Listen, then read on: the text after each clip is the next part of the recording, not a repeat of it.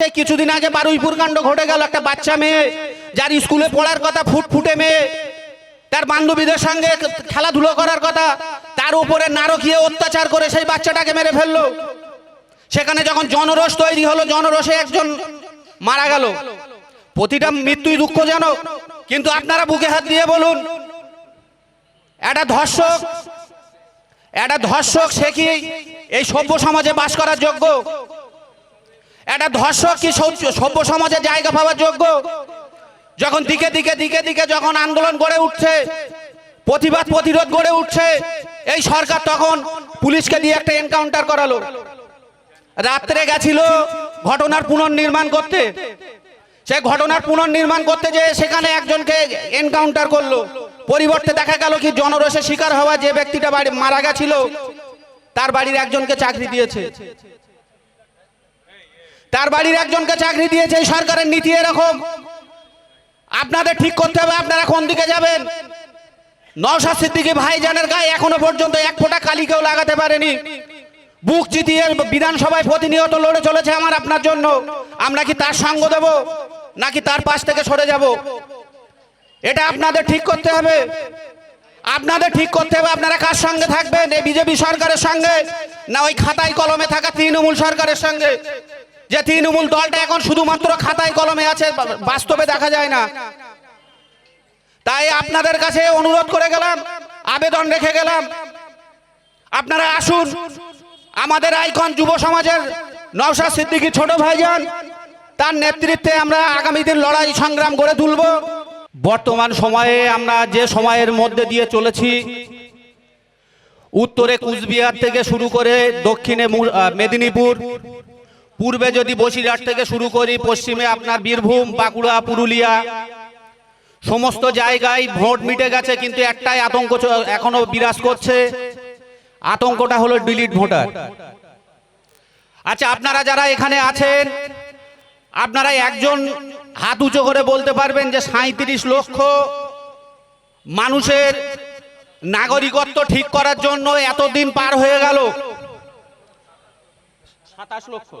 27 লক্ষ যে মানুষের নাম ডিলিট হয়ে আছে, এতদিন চলে গেল, এখনো পর্যন্ত ঠিক করতে পারলো না, সংশোধন করতে পারলো না।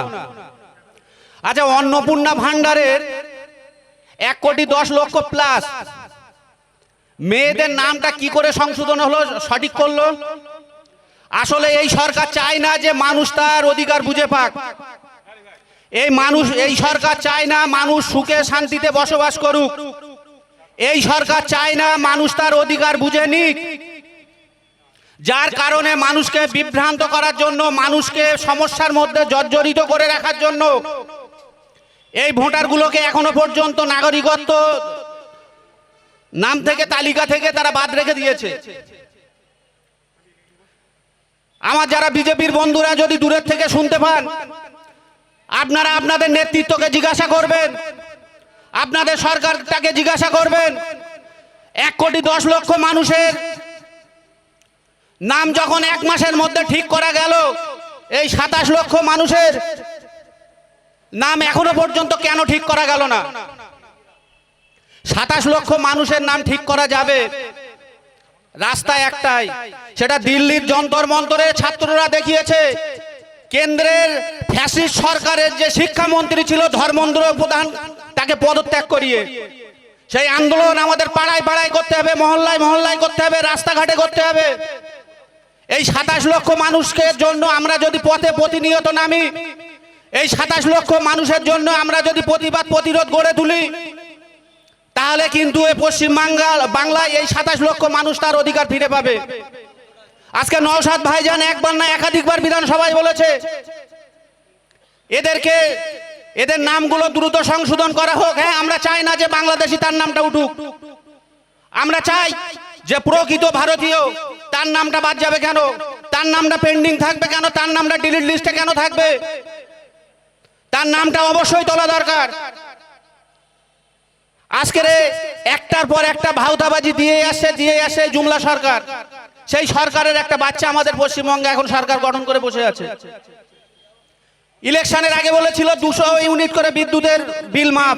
আচ্ছা, একজন হাত উঁচু করে বলতে পারবেন তার বাড়ির 200 ইউনিটের বিদ্যুতের বিল মাফ হয়েছে?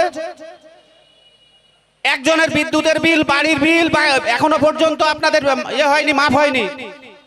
যে বিদ্যুতের বিল আছে সেই বিদ্যুতের বিল আপনাকে দিতে হচ্ছে। এই আহ্বান রেখে আপনাদেরকে আরো একবার অভিনন্দন জানিয়ে আমার বক্তব্য শেষ করছি। ইনকলাব জিন্দাবাদ, নওশাদ সিদ্দিকী ভাইজান জিন্দাবাদ, আমাদের সকল নেতৃত্ব জিন্দাবাদ। ধন্যবাদ ভাই রানাকে, খাসবান্ডা অঞ্চল কমিটির পক্ষ থেকে ধন্যবাদ ভাই রানাকে। আমরা ইতিমধ্যে পেয়েছি আমাদের মধ্যে মিনাখা বিধানসভার 2026 আইএসএফ বিধায়ক পদপ্রার্থী